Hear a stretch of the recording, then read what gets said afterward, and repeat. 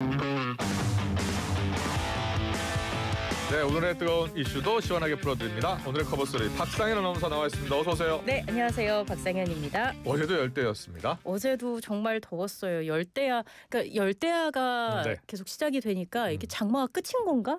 이런 생각도 들었는데 네. 또 기상청에서 발표한 걸 보면 아직 장마가 끝나진 않았다면서요. 그렇습니다. 마른 장마입니다. 그러게요. 예. 비는 오지 않는 마른 장마가 계속되고 있는데 오늘도 덥습니다. 서울 32도까지 오르고요. 예. 전주가 35도, 경주 36도까지 오른대요. 그래요. 근데 또 예. 습도가 높아서 체감 기온은 이거보다 더 높을 것으로 보인다고 하니까요. 예. 좀 참고를 하시면 좋겠습니다. 폭염이 장기화되면서요. 닭, 또 오리, 또 돼지 폐사하는 그런 안타까운 일도 지금 벌어지고 있습니다. 그렇습니다. 자, 오늘의 첫 소식은요. 내란 특검 소식입니다. 네. 한덕수 전 총리를 피의자 신분으로 불러서 조사를 했습니다. 네. 13시간 조사를 했다고 하죠. 그렇습니다. 내란 특검은 한 전 총리가 윤 전 대통령의 계엄 선포를 저지하려 했다는 그 경찰에서 한 진술의 신빙성을 검증하는 데 주력했습니다. 네. 한 전 총리는 지난해 12월 3일 밤 윤 전 대통령의 호출을 받고 대통령실로 가서 계엄 선포 사실을 처음 알았고 여러 파장을 우려해서 만류했다고 주장해 왔는데요. 내란 특검은 비상계엄 선포 이후 새로운 계엄 선포문이 작성됐다가 폐기된 과정도 추궁하고 있습니다. 한 전 총리는 계엄 이후 새롭게 작성된 계엄 선포문에 서명했지만 며칠 뒤 사후 문건이 만들어진 게 알려지면 문제가 될 수 있다면서 강의구 전 대통령실 부속실장에게 폐기를 지시한 혐의를 받고 있습니다. 예. 계엄 관련 문건을 사전에 보지 못했다는 한 전 총리의 주장과는 다르게 그 대통령실 CCTV에는 한 전 총리가 계엄 문건을 직접 열람하는 장면도 있는 것으로 전해졌습니다. 네. 내란 특검은 한 전 총리가 경찰 수사 단계에서 이루어진 출국 금지 상태도 유지되고 있다고 확인을 했습니다. 그래요. 예. 그런데 특검팀이 안덕근 산자부 장관 또 네. 유상임 과기부 장관도 소환했어요. 그렇습니다. 참고인 신분으로 불러서 조사를 했는데요. 네. 두 사람 모두 계엄 선포 직전 국무회의에는 참석하지 않았고 국회 계엄 해제 요구안 가결 이후에 열린 12월 4일 새벽 국무회의에는 참석을 했습니다. 네. 그래서 내란 특검은 안 장관과 유 장관을 상대로 계엄 선포 직전 국무회의에 참석하지 않은 배경을 물으면서 국무위원 권한이나 의무, 역할을 중심으로 살펴본 것으로 알려졌습니다. 네. 국무회의와 관련해서는 윤석열 정부 당시에 대통령실 수행실장도 지금 소환 조사를 받았어요. 네, 그렇습니다. 김정환 전 대통령실 수행실장이에요. 김 전 실장은 계엄 당일 강의구 전 대통령실 부속실장에게 대통령이 총리, 법무부 장관, 외교부 장관, 통일부 장관, 국정원장, 행안부 장관을 부르라고 했다는 말을 전한 인물입니다. 그래요. 예. 강의구 전 실장의 진술에 따르면요. 김 전 실장은 이후 대통령이 추가로 더 부르라고 한다면서 최상목, 송미령, 조규홍, 오영주, 박상우, 안덕근 장관 등이 적힌 명단을 받아 적어 와서 함께 연락을 돌렸다고 합니다. 그래요. 김 전 예. 실장이 강 전 실장에게 총리가 국무회의를 열어야 한다, 정족수를 맞춰야 한다라고 했다는 말도 전했다는 게 지금까지의 수사 결과입니다. 그렇습니다. 당시 계엄 당시에 내각 전원을 지금 소환 조사한다고 하고요. 네. 핵심은 윤 전 대통령이 계엄 과정에서 직권남용이 있었나 없었냐를 따지는 거고요. 그렇죠. 예. 자, 윤석열 전 대통령 5일에 출석을 한다고요? 맞습니다. 특검 그 소환 일정을 수용했는데 근데 또 약간의 줄다리기가 있었습니다.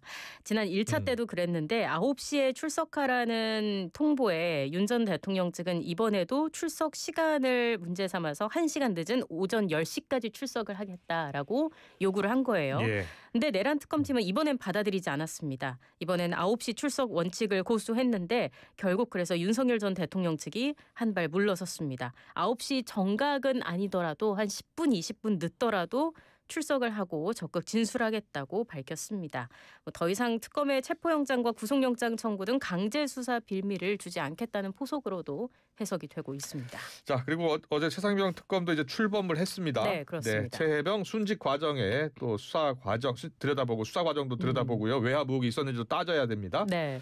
자, 임성근 전 사단장을 불러서 조사했어요. 네, 그렇습니다. 임성근 전 해병대 1사단장 예상대로 관련 의혹을 전면 부인했습니다. 김건희 여사는 물론 이종호 전 블랙펄 인베스트 대표 역시 전혀 모른다고 주장을 했고요. 하지만 특검은 최상병의 부대장이었던 임 전 사단장을 상대로 구명조끼 등 안전장비를 지급하지 않고 무리한 수색 지시를 했는지 예. 또 김 여사의 측근 이종호 전 대표를 통한 구명 로비가 있었는지 등을 조사할 계획입니다. 이와 함께 특검은 이른바 VIP 경로설도 철저히 확인하겠다는 방침이에요. VIP 경로설은 그러니까 윤 전 대통령이 최상병 순직 사건에 대한 초동 수사 결과를 보고받고 크게 화를 냈다는 의혹인 거잖아요. 예, 예. 당시 수사단장이었던 박정훈 대령이 임 전 사단장 등 군 관계자를 과실치사 혐의로 경찰에 이첩하려고 하니까 윤 전 대통령이 화를 내면서 막았다는 겁니다. 네. 최상병 특검은 수사팀을 4개로 나눠서 구명 로비 의혹과 VIP 경로설, 이종섭 전 호주 대사, 박정훈 대령 항명 사건 등을 확인하기로 했습니다. 그래요. 네. 임성근 전 사단장 본인은 부인하고 있는데요. 구명 로비 의혹도 조사를 할 예정입니다. 네. 자, 이재명 대통령 오늘 취임 30일 기자회견을 합니다. 네, 그렇습니다. 오늘 오전 10시입니다. 기자회견 대통령의 30일 언론이 묻고 국민에게 답하다라는 제목으로 개최를 합니다. 이 대통령의 모두 발언을 시작으로 기자들과의 일문일답 그리고 이 대통령의 마무리 발언 순으로 진행이 될 예정이고요. 예. 기자들과의 질의응답은 민생경제, 정치, 외교, 안보, 사회, 문화 등 세 분야로 나눠서 진행이 됩니다. 이 대통령은 모두 발언 원고에 직접 수정을 거듭하면서 고심을 기울인 것으로 전해지고 있습니다. 모두 발언에는 추가 경정 예산안 편성을 비롯한 민생 경제 정책 행보와 주요 7개국 G7 정상 외교의 성과 그리고 미국과의 통상 협상 상황과 내각 구성 결과 등이 포함이 될 것으로 보입니다. 네. 이번 기자회견 이제 기자들의 질문을 받고 답을 하는 거잖아요. 네. 사전 조율 없이 진행된대요. 네, 이게 뭐 여러 가지 특징이 있는데 이번 네. 기자회견에 그중 하나를 꼽자면 기자들과의 사전 조율 없이 진행이 된다라는 점이 아닐까 싶어요. 예. 과거에는 주로 참모들이 기자들의 예상 질문을 좀 파악하거나 질문 순서를 조율하는 모습을 보이기도 했었잖아요. 예. 네, 이번에는 사전 조율 없이 진행이 된다고 하고요. 대통령실 관계자들에 따르면 이 대통령이 사전 질문을 취합하지 말라고 참모진들에게 수차례 당부했다라는 얘기도 전해지고 그래요? 있습니다. 예. 또 다른 특징이라고 한다면 취임 후 여는 그 기자회견 날짜도 관심을 모았어요. 그래 가장 빠르다면서요. 그렇죠. 예. 통상적으로 봤을 때 취임 후 100일 기자회견이 많지 않았습니까? 예. 뭐 윤 전 대통령의 경우에도 취임 100일 기자회견을 열었고 문재인 전 대통령도 장시간 기자회견을 연 게 취임 후 100일 기자회견이었습니다. 박근혜 전 대통령도 취임 약 10개월 만에 열었네요. 신년 기자회견을 겸해서 취임 후 첫 기자회견을 열었는데 이번에 이재명 대통령은 취임 30일 만에 회견을 여는 겁니다. 또 다른 특징이라고 한다면 저희가 며칠 전에 전해드렸었는데 타운홀 미팅 방식으로 열린다는 점이에요. 이 대통령과 기자들의 거리가 한층 좀 가까워질 것으로 보이는 부분인데 예. 가까운 거리에 앉아서 좀 열띤 토론을 벌이는 모습이 연출이 될 것으로 보입니다. 네. 대통령실 관계자는 기자들과 보다 가까이 소통하고자 하는 이 대통령의 의지를 반영했다고 설명했습니다. 그래요. 네. 이번 기자회견 때는 질문을 받고 답변을 하고 다시 질문하는 그런 형식으로 주고받는 네. 그런 형식이었으면 좋겠습니다. 네. 자, 상법 개정안 이야기 해보겠습니다. 자, 소액 주주의 권리를 더 강화하고요. 이익을 더 확대하는 게 핵심입니다. 상법 그렇습니다. 개정안이요. 자, 합의를 했고요. 본회의에서 처리를 하기로 했죠. 네, 그렇습니다. 일단 상법 개정안은 그동안 반대 입장을 계속 고수해왔던 국민의힘이 전향적으로 검토에 나서겠다고 밝히면서 법사위 논의가 이루어진 거고요. 오늘이 목요일이잖아요. 네, 오늘 목요일이죠. 오늘 법사위 전체 회의와 본회의 의결 예. 절차를 밟을 예정입니다. 법사위가 어제 법안 심사 소위를 열어서 상법 개정안에 대해 집중적인 심사를 벌였습니다.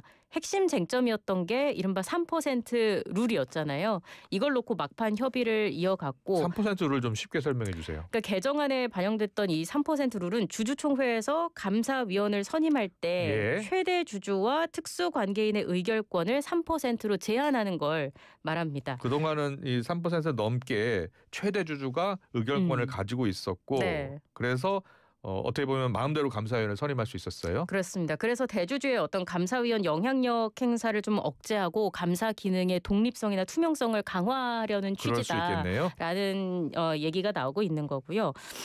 또 집중투표제와 사회이사인 감사위원을 1명에서 2명 이상으로 확대하는 내용에 대해서는 공청회를 열어서 협의하기로 했습니다. 네. 법사위 여당 간사인 김용민 의원은 민생 경제를 살리고 경제를 활성화시키겠다는 공약을 이행하기 위해서 국회도 열심히 노력하고 있는데 어떻게 보면 그 첫 번째 사례다라는 취지로 얘기를 했고요. 예. 국민의힘 간사인 장동혁 의원은 여야가 합의해서 상법 개정안을 냈을 때 시장에 훨씬 긍정적인 메시지를 줄 수 있다고 생각한다고 밝혔습니다. 네, 지난 정부 때 거부권 행사로 폐기됐었던 상법 개정안 더 강화된 내용을 담고 있어요. 네, 그렇습니다. 오늘 통과할 예정입니다. 네. 자, 그리고 김민석 국무총리 인준안 오늘 역시 본회의를 열어서 통과시키겠다는 게 여당 생각이죠? 네, 그렇습니다. 하지만 또 국민의힘의 생각은 달라요. 예. 국민의힘은 지명 철회와 자진 사퇴를 외치고 있습니다. 반면에 민주당은 인준 협조를 요청하면서 또 장외 신경전을 이어갔습니다. 나경원 국민의힘 의원은 마땅히 제기돼야 할 질문조차 가만히 있으라는 식의 입틀막 정치는 민주주의를 파괴하는 위험한 포갑이다 강조했고요. 예. 반면에 전현희 민주당 최고위원은 내란에 대한 반성 없이 국정 발목 잡기만 일삼는 국민의힘은 국민의 힘이 아니라 국민의 적 아니냐 이렇게 또 목소리를 높였습니다. 여야의 갈등이 높아지고 있는데 이게 맞고발전으로까지 번지기도 했어요. 네. 민주당이 집에 쟁여놓은 6억 돈다발 검증이 아닌 수사 대상이라는 내용의 현수막을 게재한 국민의힘을 명예훼손으로 고발했고요. 예, 국민의힘도 무고 명예훼손 혐의로 경찰에 고발하며 맞대응에 나섰습니다. 이렇게 여야 대치가 고조되고 있는데요. 민주당은 여야 합의가 불발될 경우에 인준안 단독 처리도 불사한다는 방침입니다. 민주당과 법력권 정당 의석수를 고려하면 사실 국민의힘 동의 없이 총리 인준안 표결 및 통과가 가능한데 하지만 끝까지 반대 이사를 명확히 함으로써 정부 여당을 견제하는 역할을 하겠다는 게 또 국민의힘의 입장으로 보입니다. 네. 국민의힘 이야기 좀 더 해볼게요. 국민의힘 비대위원장 네. 송원석 원내대표가 맡게 됐잖아요. 네. 그런데 쇄신위원장에는 안철수 의원이 내정됐네요. 그렇습니다. 송원석 원내대표가 과감한 당 개혁의 최적임자라면서 안 의원 인선을 발표했습니다. 네. 안 의원을 혁신위원장으로 기용한 건 수도권과 중도층 민심 회복을 고려한 조치로 풀이가 되고 있습니다. 예. 안철수 의원은 혁신위원장 인선 발표 직후에 SNS에 사망 선고 직전의 코마 상태인 국민의힘을 반드시 살려내겠다면서 보수 정치를 오염시킨 고름과 종기를 적출하기 위해 메스를 들겠다고 적었습니다. 또 이번이 마지막 기회라면서 의심과 회의, 저항과 혼란이 빗발칠 수 있지만 평범한 국민 시선에 맞춰서 건강한 정당으로 거듭나도록 정면 승부하겠다고 강조했습니다. 네. 근데 비대위 자체가 사실 다음 달 중순쯤으로 예정된 전당대회 전까지 한시적으로 운영될 가능성이 크기 때문에 혁신위 역시 한계가 예상이 되는 상황이고요. 그래요. 결국 이번 전당대회에서 누가 당 대표가 되느냐에 따라서 당의 존립과 향방은 물론이고 혁신위 역할도 결정이 될 것으로 보입니다. 네, 어떻게 전망하나요? 안 의원은 당대표에 출마를 할까요? 안 할까요? 안 의원은 지금 생각하지 않고 있다고 얘기를 하더라고요. 생각하지 않고 있다 이렇게 얘기했어요? 네, 근데 또 이제 전대 불출마로 이해하면 되느냐라는 질문에 네, 생각하고 있지 않습니다. 재확인을 했습니다. 그래요. 예.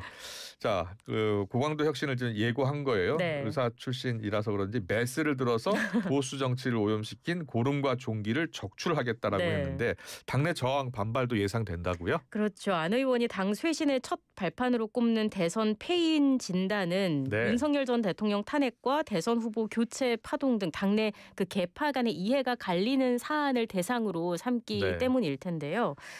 그 대선 직후 김용태 당시 비대위원장도 5대 개혁안을 내놨었잖아요. 예. 근데 이게 유야무야 됐었던 거고요.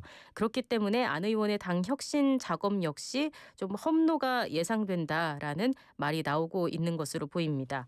당 혁신을 바라보는 시각은 벌써부터 계파, 선수 간 온도차가 느껴집니다. 김용태 전 비대위원장은 국민께서 바라고 계신 혁신은 인적 청산이다라면서 당을 잘못 이끈 사람들에 대한 기준을 제시하고 인적 청산에 대해 해법을 제시할 수 있는가가 결국 핵심일 텐데 예. 그걸 하지 못한다면 혁신위가 결과적으로 의미 없을 거라고 우려를 표했고요. 네.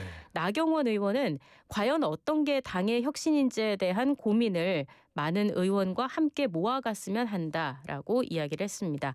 윤상현 의원은 낡은 관행과 문화, 뺄셈 정치의 DNA를 과감히 격파하고 자유민주주의와 책임정당의 면모를 다시 세워야 할 때라고 페이스북에 적었습니다. 네.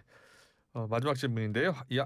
한중 외교 국장급 협의가 열렸는데 양국 정상 상호 방문 관련해서 논의가 있었어요? 네, 그렇습니다. 강영신 동북 중앙아국장이 네. 한국을 방문한 류진승 중국 외교부 아주국장과 한중 국장급 협의를 가졌습니다. 그래요? 오늘 10월 예. 말 경북 경주에서 열리는 에이펙 정상회의 관련 협력 방안 등 상호 관심사를 논의했고요. 또 중국은 9월 베이징에서 열리는 항일 전쟁 및 세계 반파시스트 전쟁 승리 80주년 대회 이 전승절에 이재명 대통령의 참석을 희망한다는 메시지를 또 전한 것으로 알려졌습니다. 양측은 또 서해 및 한반도 문제에 대해서도 의견을 교환했고요. 북핵 미사일 문제, 북러 간 군사 협력 등에서도 논의가 이루어졌을 것으로 보입니다. 이번 국장급 협의는 지난해 12월 30일 중국에서 열린 데 이어서 반년 만에 개최가 된 거라고 하네요. 네, 여기까지 듣겠습니다. 오늘의 커버스토리 박상현 아나운서였습니다. 잘 들었습니다. 고맙습니다. 울림이 계속되는 모든 것들을 우리는 명작이라고 부른다. 지금도 시간이 지나도 메르세데스 벤츠 S클래스